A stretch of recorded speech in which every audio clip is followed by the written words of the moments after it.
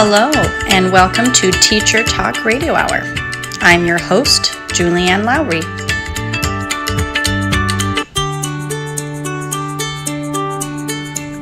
Today on our show, we're talking and discussing why people become teachers in the first place. And what kind of resilience do they need in order to go from just surviving to thriving? Here with me today is my mom, Kelly Kroll, and she's actually going to be interviewing me, your host. Welcome, Kelly. Thank you. It's nice to be here. So, let's get started.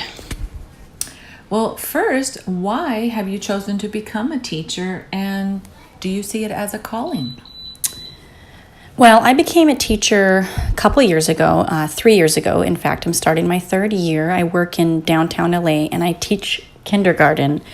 And before that, I did a lot of different jobs, from just dispatching to working in food as a server to going to school and then becoming even a mom. And all of those things really showed me how I love being with people. I love teaching and seeing how kids can get excited to learn something.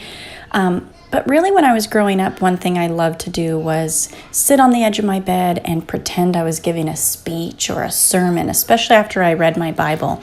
And I thought that, I had such a way of putting words together and empathizing and connecting with people that I knew I needed to be a teacher. And once I had my kids, it solidified, that's what I'm supposed to be doing.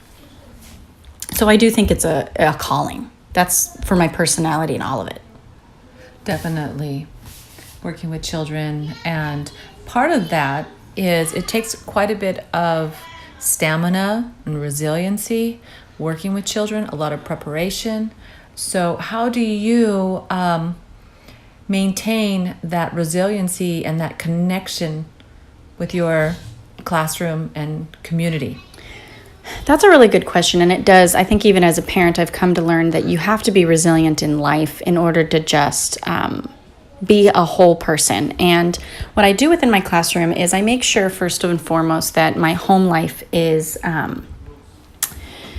well connected. And so I make sure on a continual basis that I am connecting with my kids and spending quality time with them, as well as spending quality time with my husband, Joe, and that we're stable. And, as you know, Mom, I have been divorced and I've gone through emotional ups and downs, and it really can, when you're outside of your career is not going well, it will affect your career. And so as a teacher, I've learned that my life at home has to be stable, and I really need to have my community at home.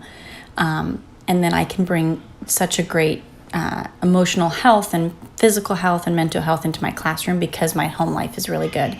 The second thing that I do really well at, or have learned to do well at, is balance. In life, yes. Even with your job, you realize that it's easy to take your work home and kind of spend the whole weekend, really, if I wanted to, working on things, or even evenings. And I have set myself up with a very disciplined time frame that I can dedicate this much time to my classroom on the weekends or after, but the rest of the time needs to be with my family or even with myself so that I get my own personal time to reflect. So that's how I deal with just being resilient in taking care of myself so that I can come into my classroom whole, connected, and balanced. Yes, and balance is really a key in a career. Otherwise, your career and your education can consume you, and then that causes burnout. Especially in teaching. I mean, there's just always something to do. Right. Or be done. And it's always evolving and changing. Well, have you ever been any significant cultural beliefs or experiences that you've influenced your desire to become a teacher? Well, growing up, we're a Caucasian or white family, and I do see how we are privileged in terms of just, I haven't had to experience maybe some of the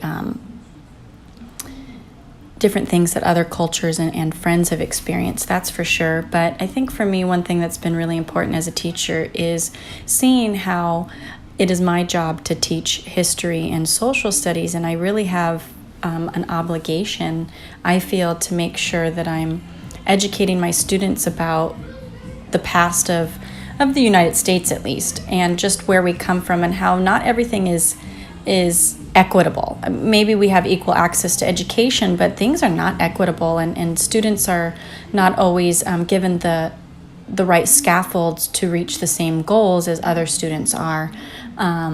And so for me, becoming a teacher, I really realized that I do want to make sure that even my own children at home or my students in the classroom get a well-rounded understanding of what social injustices have occurred in life, and that one thing as a teacher is we get to raise up the next generation and influence them in these specific positive ways. And I have a lot of power in my hands, and I want to do as much good with that power as I can and plant those seeds. And that's why I want to be a teacher, and that's why I am one. I get to plant seeds and try to help them grow and then move them on to the next class and hope that those continue growing. Right, and that's actually a really good point, because as a young adult, I think you've noticed more social injustice as you're growing, especially in your career and working with ESL students. Yes. That these are definitely, you can create a richness of history, of cultures, and that cultures can be different. But that's okay. That's the wonder of it all.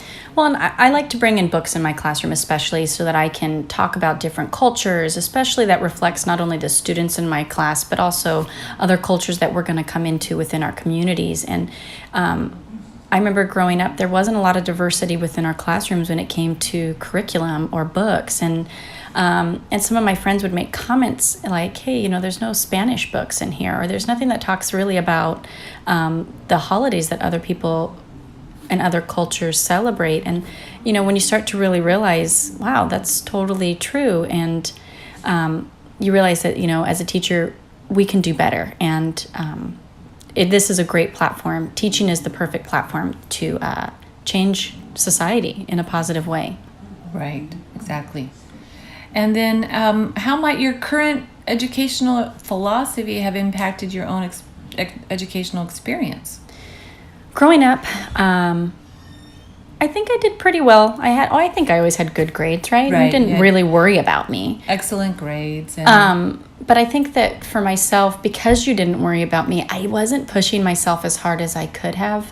And so one thing I noticed is that students who were really pushed hard at home often got really good grades, and then the teachers would favor them sometimes. And I remember kind of giving up a little bit, like, well, if they're not going to call on me, or if being an introvert especially isn't something that's going to be praised, that was really hard. And so I've taken those experiences and moved those into my educational philosophy, where I want to make sure that I'm calling on all of my students, or providing a platform for them to be heard, and to make sure that there's no favoritism in the classroom, that each student is going to bring a different perspective in, and they're going to be able to guide the conversations and the learning in different ways.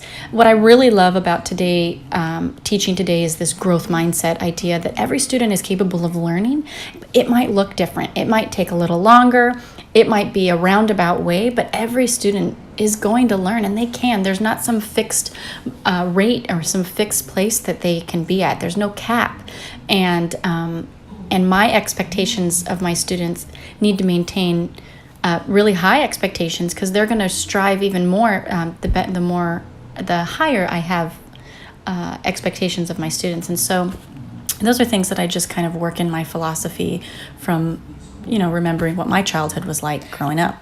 Right, and just being empathetic in that students come from different backgrounds, different connection, different family background, different communities. Absolutely. You never know what's happening at a child's home. Exactly. And so you want to make sure that you are creating a nurturing and caring environment that really says, hey, I see you, and I know that you're not just here to learn, you're also here to get that social emotional learning and connection, and that if I'm not connecting emotionally with my students, they're not going to learn in my classroom. Right. Because we are building a whole child, not just math and science. It's so much more than that.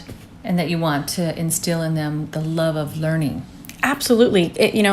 As long as a child has a love for learning and they know how to learn, that's the main goal, in my opinion, is that they can go on and read a book and learn, and they can move forward in life because they like to learn and because they know how to learn. And that's what's most important, in my opinion. Right. Well, I think this wraps up our time. So thank you for joining me, Mom. Of course. Excellent. You've been listening to Teacher Talk Radio Hour. I'm your host, Julianne Malawi. Until next time.